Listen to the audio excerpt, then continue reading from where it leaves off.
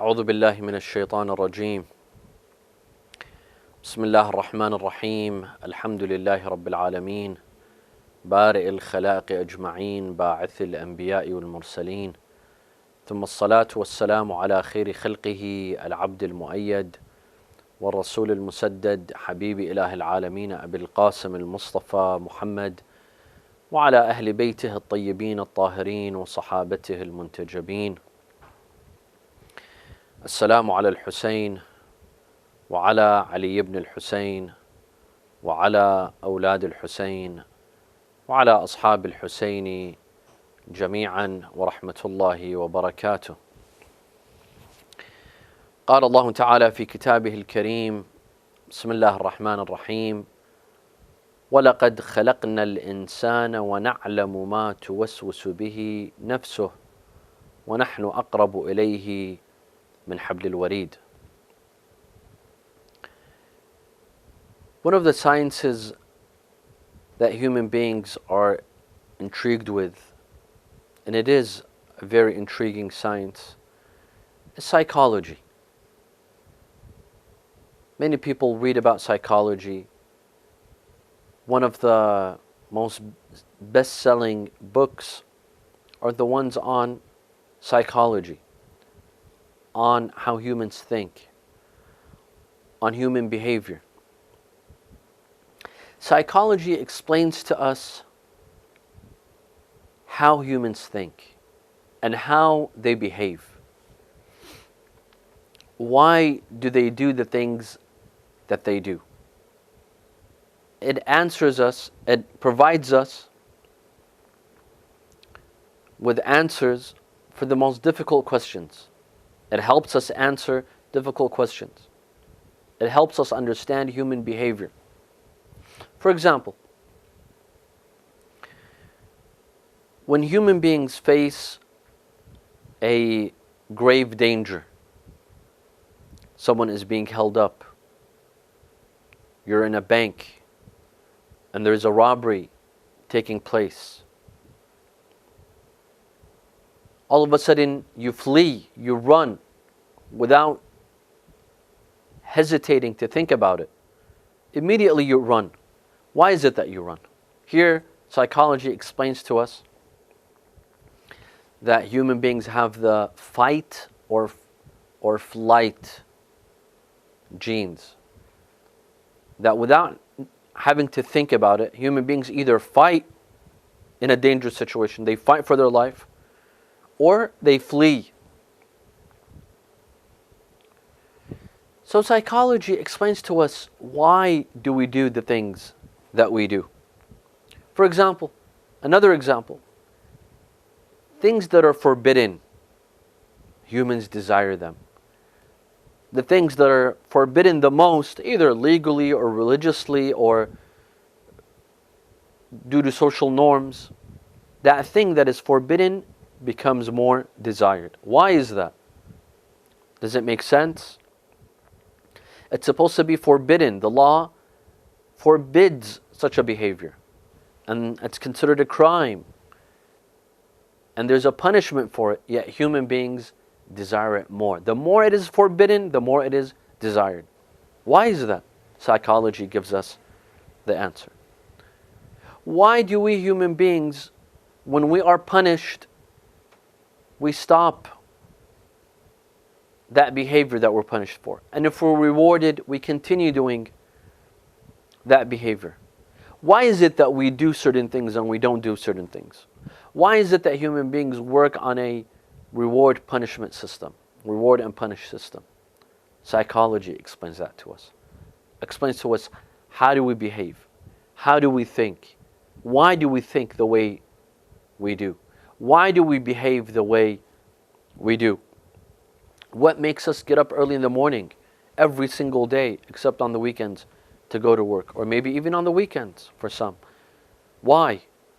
Even if you've slept late at night, you get up at 5 in the morning to go to work, even though you're tired, even though you're sleepy, even though you haven't gotten enough rest and sleep, but you still go to work. What makes you get up from bed and go to work and come back in the evening, late in the evening?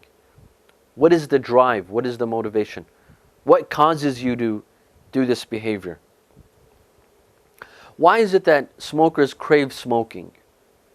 What happens in their mind? What explains this behavior? Although they know that this is bad, as we talked about in a previous lecture, they know that this is harmful, yet they crave to smoke. They want to have another cigarette, and so on and so forth. What explains all of this? Psychology. Psychology explains to us human behavior, and that is why we're intrigued. We're intrigued by psychology, because it helps us answer tough questions about ourselves, things that we don't know about ourselves, about human beings, about human behavior, about human thought and the way they think. All these questions are provided in psychology.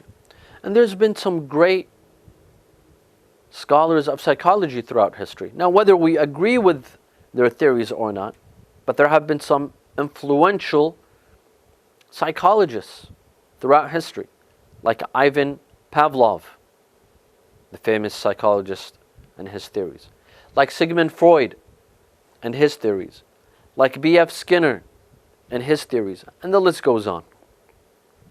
If you've taken any class on psychology at college or university, you'd have a basic understanding and a basic knowledge of the history of psychology.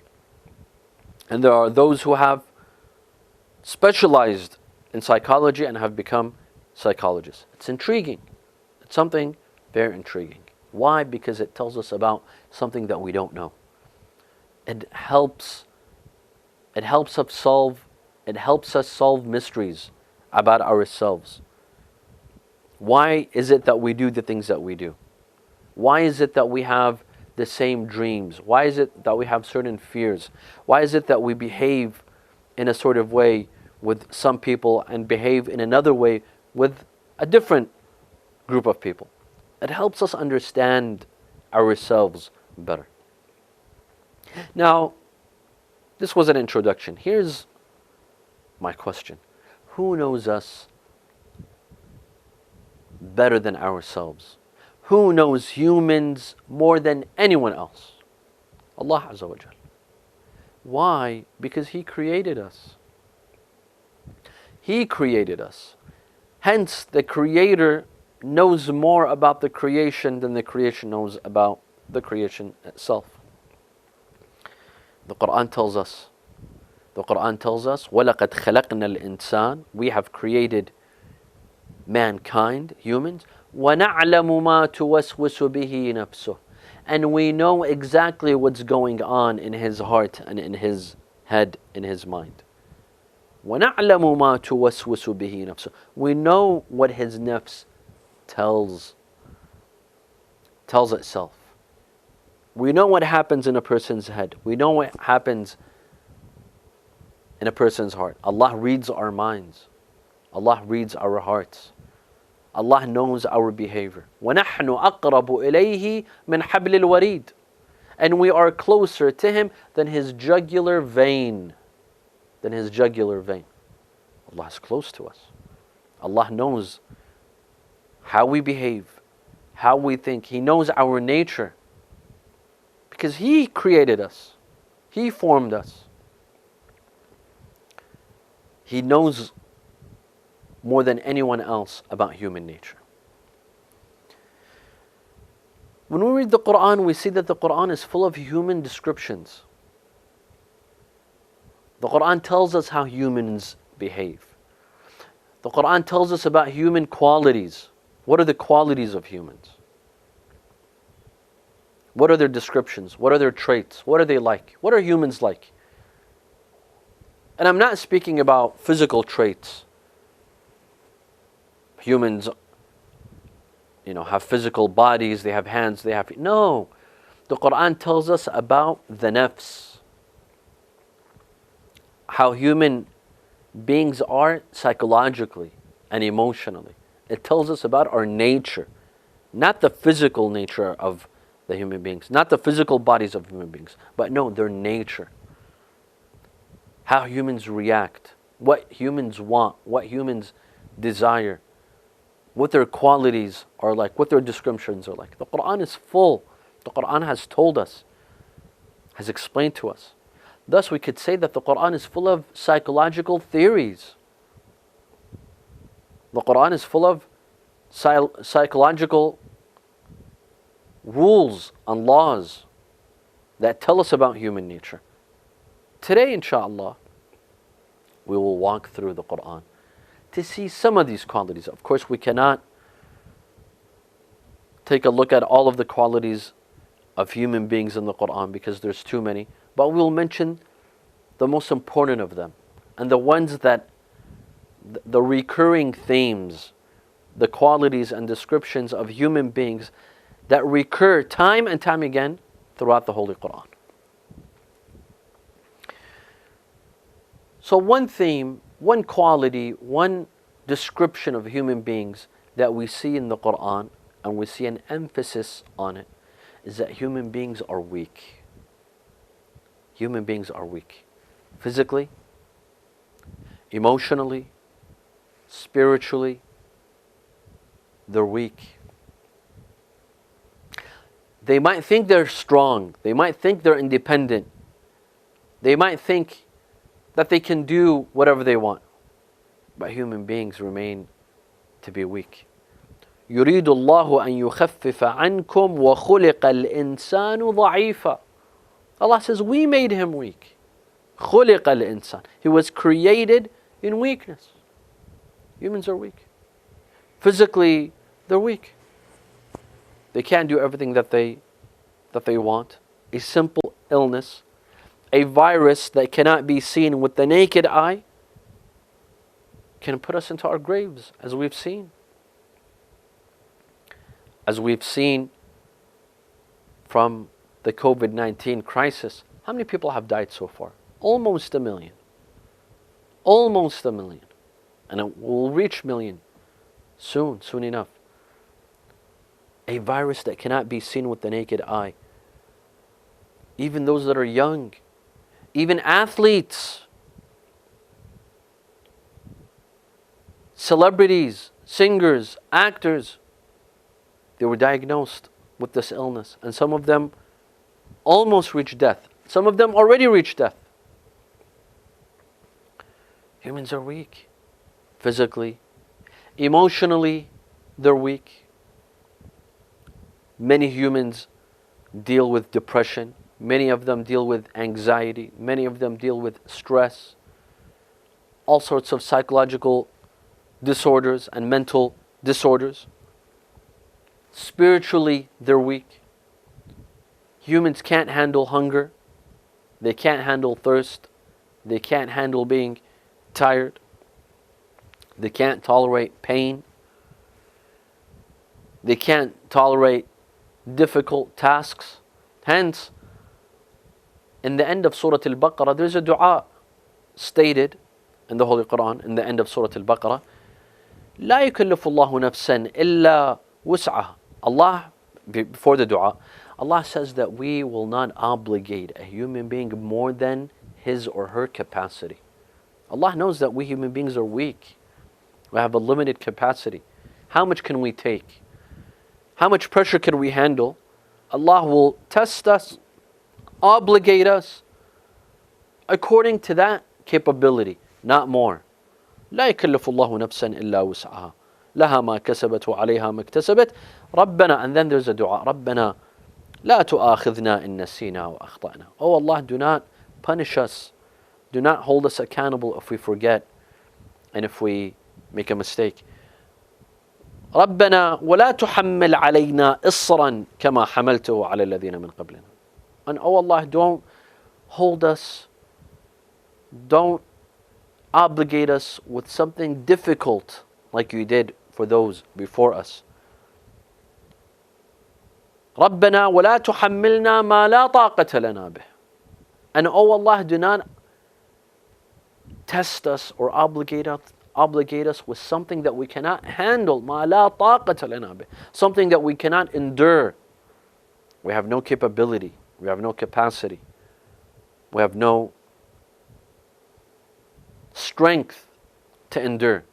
Don't obligate us with such a task. Don't test us with such a task. Because we human beings are weak. We human beings are weak. This helps us understand why we human beings, we give in to temptation. We give in to temptation. Although Allah Azza wa Jal has showed us the right path, has told us what to do and what not to do, has told us to abstain from alcohol, yet there are some that cannot abstain from alcohol. Has told us not to drink, there are some human beings that drink. Allah has told us to abstain from haram food, yet there are some people that cannot resist. Why? Because they're weak. They're weak. It's a weakness. Allah has told us to seek lawful means of income.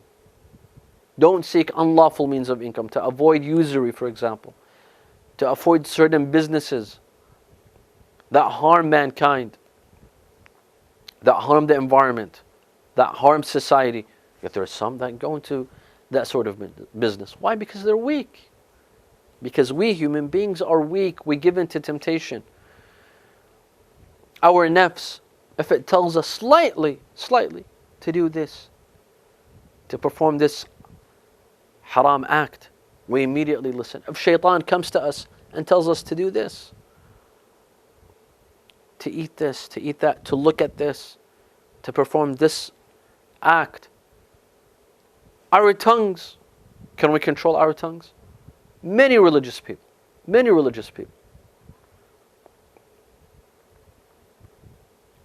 They're religious, they pray, they fast, they go to Hajj, they go to Ziyarah, but they cannot control their tongues. Many of us, we cannot control our tongues. We're righteous, we're good people, we don't drink, we don't steal, but can we control our tongues from backbiting, from gossiping, from attacking people? No. Why? Because we're weak. We're weak. Not just physically weak, but emotionally, spiritually. We give in to the nafs.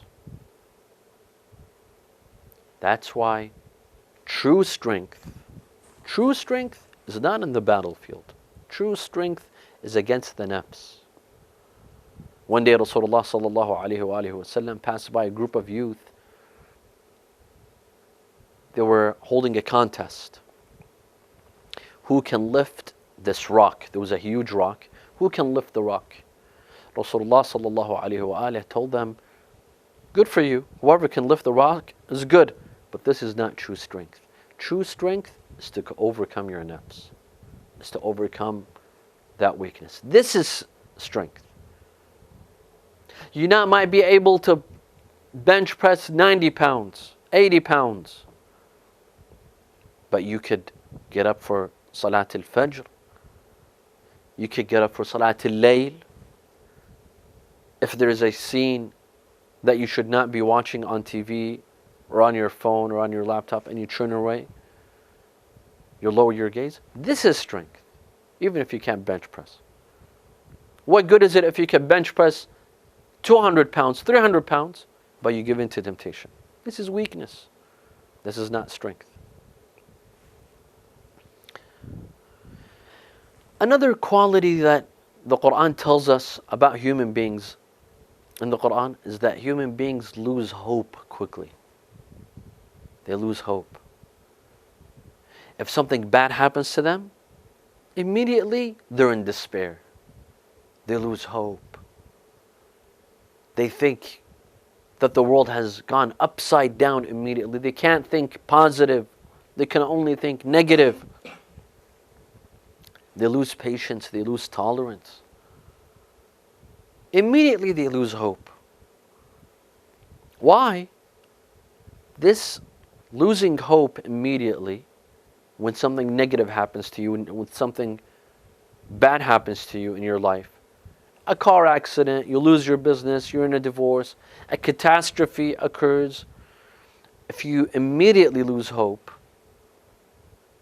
this is a sign of weak faith, weak iman in Allah. A person who has strong faith in Allah doesn't give up quickly, doesn't lose faith quickly, doesn't lose hope quickly.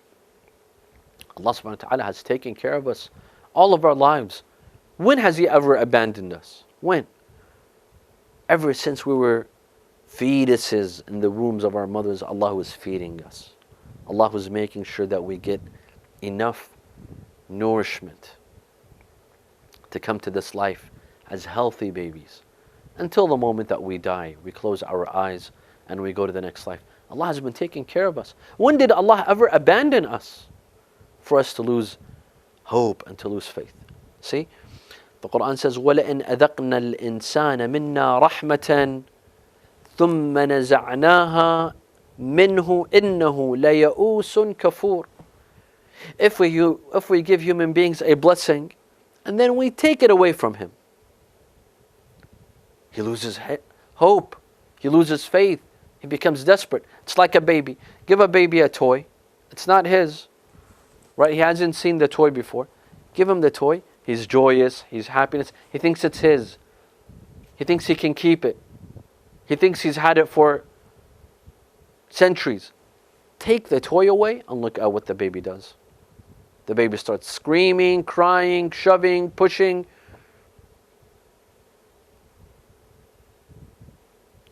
This is how babies react. We as adults, we're not any different. Allah Azza wa Jal has given us so many blessings, but the moment that He takes it away from us, one blessing, as soon as He takes it away from us, إِنَّهُ لَيَئُوسٌ كَفُورٌ, immediately we become desperate. We despair. We lose hope. We think that this is the end of the world. We think that this is it.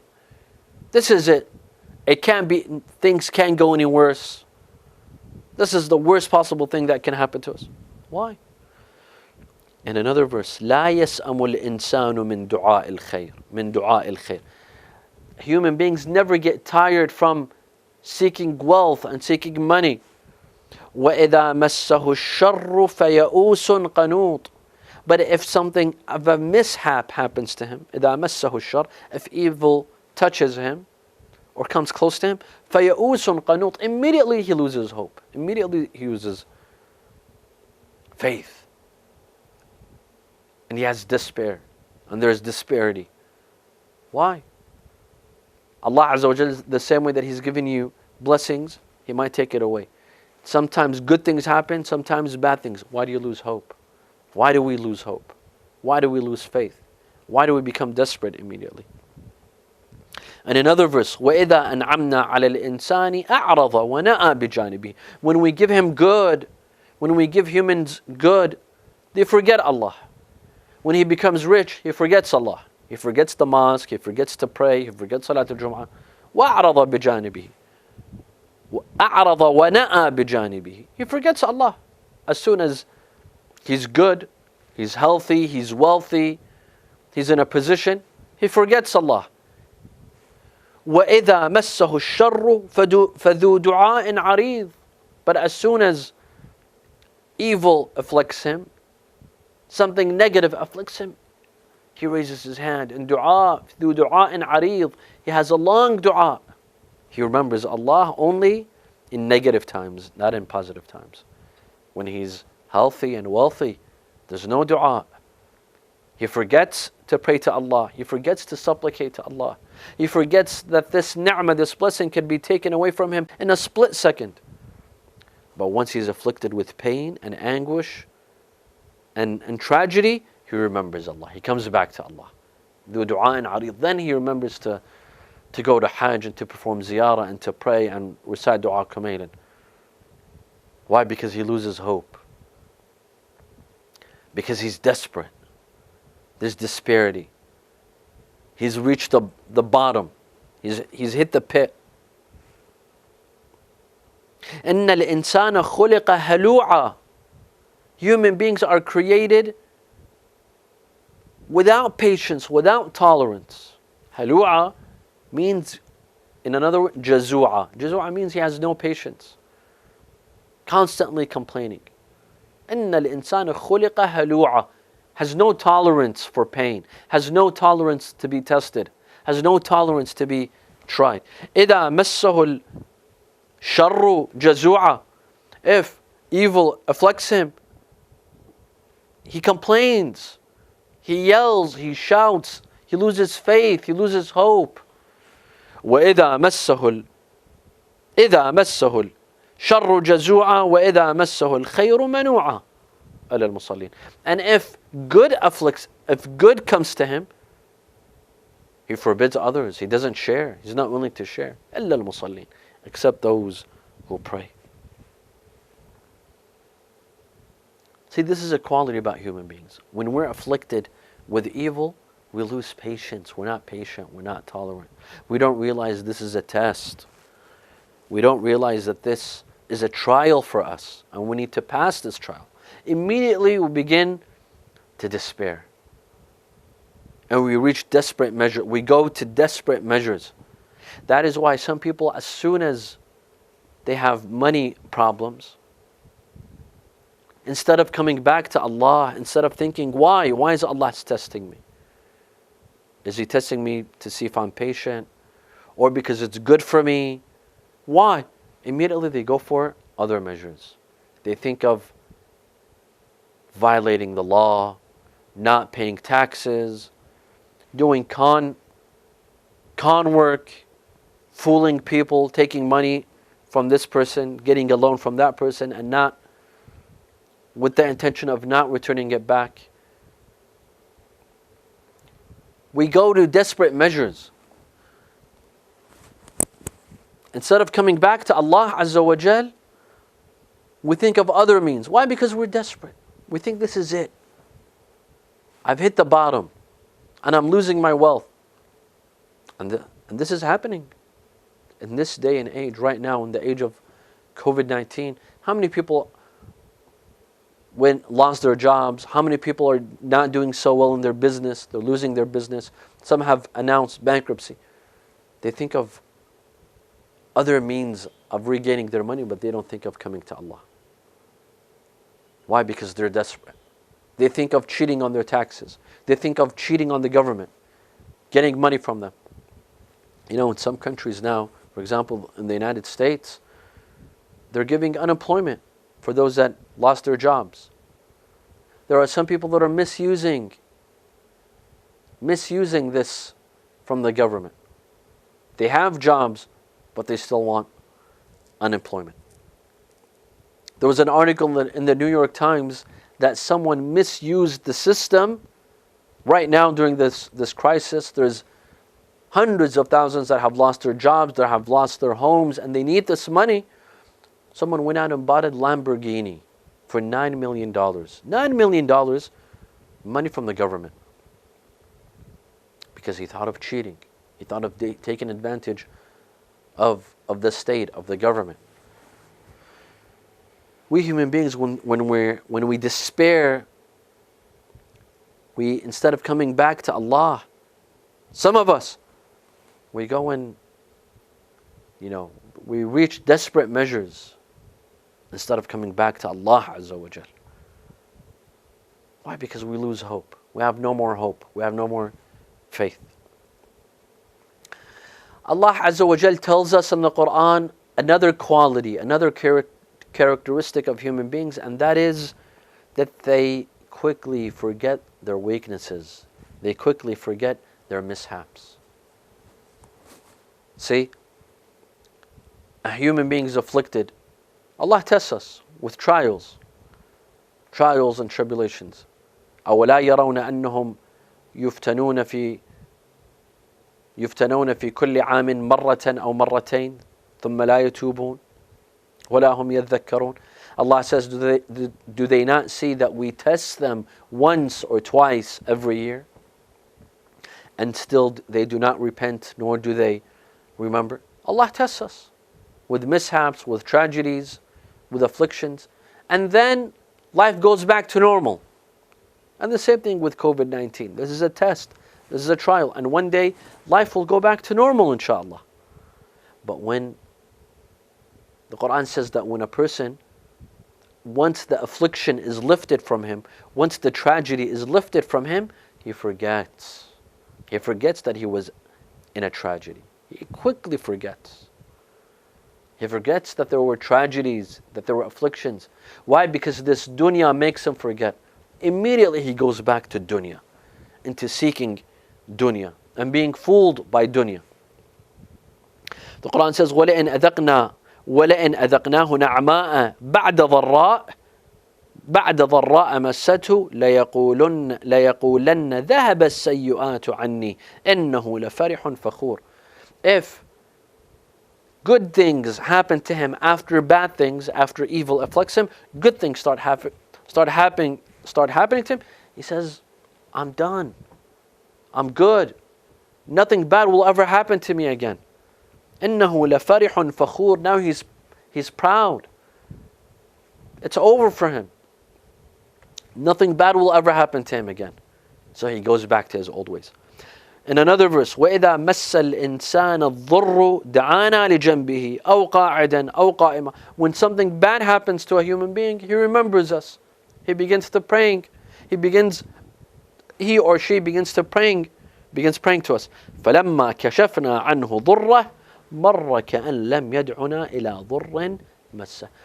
Once we lift the evil, he goes back to his old ways, as if he never prayed to us, as if he was never desperate, as if he wasn't about to die, as if he wasn't in a bad situation. He goes back to his old ways, as if nothing happened. وَإِذَا مَسَّ الْإِنسَانَ ضُرٌّ دَعَى رَبَّهُ مُنِيبًا إِلَيْهِ.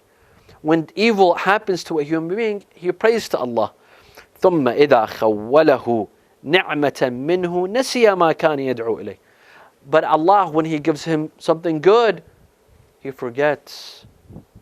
نَسِيَ مَا كَانَ يَدْعُو. He forgets that he was praying just a couple of days ago. He was praying to Allah to rescue him, to save him. يدعو إليه.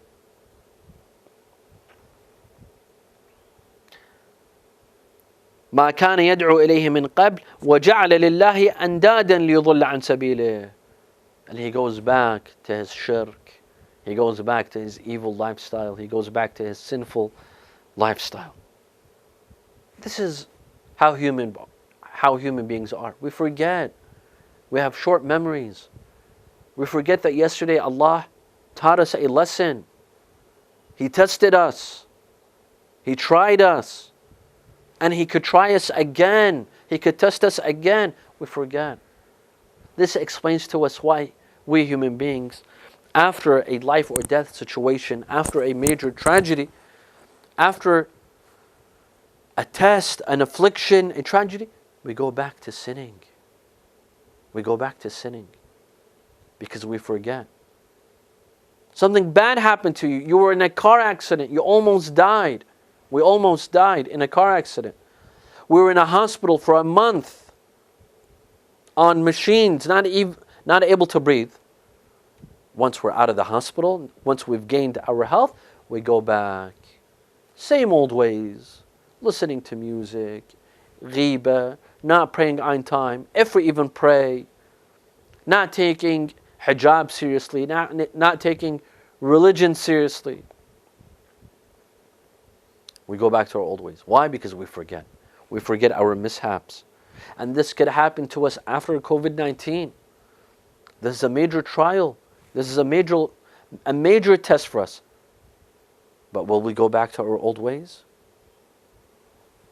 Will we forget this crisis? Will we have short-term memories? Or will we remember? Allah Azza wa Jal tells us that human beings are ungrateful. No matter what He's done for us, no matter how good He's done for us, we're ungrateful. We don't thank Him. We don't thank Him. Allah has given us everything that we've wanted. Yet we're still ungrateful. We still don't do good. We're still not loyal to Allah Azza wa Jal. وَآتَاكُم مِّن كُلِّ مَا سَأَلْتُمُوهُ. Allah has given you from all that which you wanted. Whatever you desired, Allah gave you. Wealth, health, money, food, house, a job, a certificate, education, a visa, a passport. Whatever you wanted, Allah gave you. وَإِن تَعُدُّوا نِعْمَةَ اللَّهِ لَا تُحْصُوهَا. And if you count the blessings of Allah, you will not be able to count them. أَنَّ الْإِنسَانَ لَظَلُومٌ كَفَّارٌ. Human beings are unjust and ungrateful. Ungrateful. This explains why we human beings, although we are blessed, you see a person who is blessed from every sort of angle, has a good job, has a good wife, has good children, has a beautiful home, has a vacation home, has the nicest cars, has a good income. Yet this person is sinful. Yet this person sins. Yet this person disobeys Allah. Where's the gratitude? Where's showing gratitude to Allah Azza wa Jal? Isn't this being ungrateful? Let me give you an example. Imagine you're out in a park or on the beach and you see someone homeless. Someone doesn't have a home. He's homeless. He's lying on the beach and you feel sorry for this person. So you think of bringing this person to your house. You bring this homeless person to your house. You live in a mansion. You give this person a room. This person takes a hot shower, has a hot meal. You bring him nice clothing, a new suit, new shoes. You cook him the best meal, a warm meal. And you give him a warm bed in his private room, and he sleeps the night. You provided him with food, with shelter, with clothing, with security. No one is going to tell him to get up as they would if he's lying on the beach in a park. And then when he wakes up in the morning, you cook him breakfast. You take him out shopping. You spend on him for lunch. You bring him back home. You cook him a nice meal for lunch and dinner, and he stays in your house for a week. And then you tell him that he can go now. After you've bought him clothing, you've bought him food. When he leaves, you discover that he's stolen from you. He's stolen your gold, your jewelry, your cash. He's stolen expensive items from your house. How upset would you be? Wouldn't you say, this person is so ungrateful? I brought this person to my house. I took care of him for an entire week. No one else would have done this, but I did. This is how he pays me back? By stealing from me, by backstabbing me, by taking things from me? Where's the loyalty? Where's the gratitude? But don't we do this with Allah Azza wa Jal? Every day, day in, day out. Allah has given us so much, yet we still disobey Him. Yet still we're disloyal to Him. We don't follow His orders. We human beings, the Quran tells us that we're hasty. We have no patience. When we want something, we want it right away. We ask Allah, Allah, I want money. I want a cure. I want a solution today, right now, tonight. We have no patience. We're hasty. We're hasty. The Quran says, خُلِقَ الْإِنسَانُ مِنْ عَجَلٍ. Human beings are created from haste, being hasty, wanting something right away, without being patient. This explains to us why we human beings, sometimes we pray and wish for something without even knowing if this is good for us or bad for us. But we pray for it. Oh Allah, I want to start a business that will pay millions. And we pray and we pray and we want it right away. Who said this is good for us? Who said that if we become millionaires now, this is good for us? This is good for our iman, for our faith, for our akhirah. The Quran says, وَيَدْعُ الْإِنسَانُ بِالشَّرِّ دُعَاءَهُ بِالْخَيْرِ وَكَانَ الْإِنسَانُ عَجُولًا. A human being prays for that is bad by praying for that which is good. What does this mean? You pray for something you think it's good for you, but it's actually bad for you. Because you don't know, because you're hasty. You want it right away. A person prays, I want a wife, I want to get married right now. Who said that getting married at this stage of his life is good for him? It might be bad for him. You ask for something right now and you think it's good, while if it comes back later, if it's given to you at a later stage in your life, that is what is good for you. But we human beings are hasty. We quickly lose heart. We quickly lose faith. Why doesn't Allah answer my dua? Why doesn't Allah give me? What sort of God is He? Why should I continue praying when Allah doesn't give me what I want from Him? Why? Because humans are created from ajal. We're hasty. We want everything quickly. We want quick results. We don't have foresight. We don't look in the long run. We don't look for, we're not satisfied with long-term results. We want short-term results. We want quick results. Even in businesses. You see some people, why do some people fail in their businesses? Because they want money right away. They want to generate income right away. Not thinking that starting a business requires patience. You need to think in the long run. Be satisfied with some money now so that in the long run you'll make more money. You'll make millions in the future. Some people, they ask Allah for things that will damage them right now. If it's given to them now, it could damage them. It could damage their soul. It could damage their spirit. But we're hasty. We don't know. We want quick results. We want what we want immediately. The Quran tells us that some human beings can be corrupt if they're independent. As soon as they become independent, they become powerful, they're in a powerful position, they become corrupt. إِنَّ الْإِنسَانَ لَيَطْغَى أَنْ رَآهُ اسْتَغْنَى. SubhanAllah. This psychological law explains to us so much behavior. You see a person who's righteous, who's good, who's religious, but give this person a responsibility. Make him a minister or a prime minister. Make him the CEO of a company and see how he changes. إِنَّ الْإِنسَانَ لَيَطْغَى. He becomes a tyrant. He becomes a dictator. He becomes corrupt as soon as he becomes independent. As soon as he reaches a position, he changes. He starts saying, I don't need anyone. Look at me. Look at where I've reached. Look at my position. He thinks that he did it on his own. It's all about him. He doesn't think who brought him to this stage. He forgets his family. I don't need my family. I don't need my friends. I don't need. But he needs everyone. And he needs Allah Azza wa Jal. Money changes, my dear friends. Politics change a person. A position changes a person. The position of a minister changes a person. The position of a prime minister changes a person. You see, this person, he was righteous. But once he reaches a position, he changes. This is how human nature is. إِنَّ الْإِنسَانَ لَيَطْغَى. As soon as a person becomes independent and powerful, he becomes a tyrant.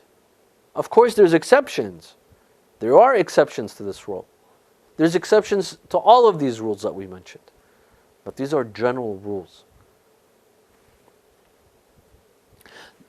Allah tells us that we human beings are stingy by nature. We're stingy. We want to save up. We don't want to spend. We don't want to spend. We have money. We have what we have. We want to hold on to it. We don't want to spend it. We want to save it up. Allah tells us, قُلْ لَوْ أَنْتُمْ تَمْلِكُونَ خَزَائِنَ رَحْمَةَ رَبِّي إِذًا لَأَمْسَكْتُمْ خَشْيَةَ الْإِنفَاقِ وَكَانَ الْإِنسَانُ قَتُورًا. If you human beings own what Allah owns, you would not spend. Even if you own what Allah owns, you wouldn't spend. You would save up. You would be afraid. You lose your money. وَكَانَ الْإِنسَانُ قَتُورًا. Humans are stingy. This explains to us why the richer we become, the stingier we become. You see a person, he's a middle class person. He makes $5,000-$6,000 per month. But he gives to the mosque, he gives to charity, he gives to the poor. The moment he becomes rich, Or the richer he becomes, the stingier he becomes, the less he gives. Does that make sense? Isn't it logical that the more we make, the more we should give to others, to charity causes? But we see the opposite. The richer we become, the less we spend, the less we give. Because it's in human nature to be stingy. You know, a wealthy businessman, everyone knows of, you could look him up. When there were fires in Australia a couple of months ago, this individual makes $200,000 per minute, right? This person donated $600,000 to the fires in Australia, 600,000. That means he donated 3 minutes of his time. 3 minutes, because in every minute, he makes $200,000. He gave $600,000. This person can easily give $600 million and still not feel a thing. But the richer we become, the stingier we are. The Quran also tells us that we human beings are unsubmissive. We always object. We always protest. We always dispute. We always argue. We even argue with Allah. Even when we see the truth, we argue. Human beings, they ask, how did we come into this being? Where will we go after this being? Who created us? Who said we have a creator? Who said there's a God? Yet he sees himself, he's weak. He didn't exist, nor will he exist in the future. Hence he has to have a creator, yet he objects. أَوَلَمْ يَرَ الْإِنسَانُ أَنَّا خَلَقْنَاهُ مِن نُطْفَةٍ فَإِذَا هُوَ خَصِيمٌ مُبِينٌ. Does human not see that we created him from a sperm, yet he still argues with us? وَضَرَبَ لَنَا مَثَلًا وَنَسِيَ خَلْقَهُ قَالَ مَنْ يُحْيِي الْعِظَامَ وَهِيَ رَمِيمٌ. And he sets an example for us, puts an example, and he forgets himself. He says, who creates these? Who will recreate these bones after they've dissolved? مَنْ يُحْيِي الْعِظَامَ وَهِيَ رَمِيمٌ. Who will resurrect these bones once they've dissolved? قُلْ يُحْيِيهَا الَّذِي خَلَقَهَا أول مرة قل يحييها الذي أنشأها أول مرة وهو بكل خلق عليم. Say that the one who created these bones the first time can create them a second time. لقد صرفنا في هذا القرآن للناس من كل مثل وكان الإنسان أكثر شيء جدلا. We have given in this Quran all sorts of examples. We have said all sorts of examples, yet human beings still dispute and argue. They don't accept. They refute the truth. They see the truth with their own eyes, yet they refute. I saw a caricature, very beautiful caricature, of a human that says, where is God? I can't see God. I can't see signs of God. And it's during the day. And then it's at night. And there's mountains and rivers and trees and animals in front of him during the day. He says, I can't see God. Where are the signs of God? And then it's the same scene, but it's at night. And he says, I'm still waiting to see the signs of God, or to see God. What more do you want to see? You see the truth, yet you reject the truth. This is how we human beings are.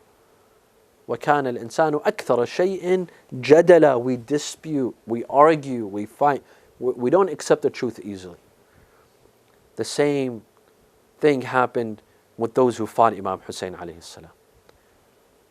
They saw that he's the grandson of Rasulullah sallallahu alayhi wa sallam. And his grandmother is Khadija. His father is Ali ibn Abi Talib. His mother is Fatima. His uncle is Hamza. His uncle is Ja'far.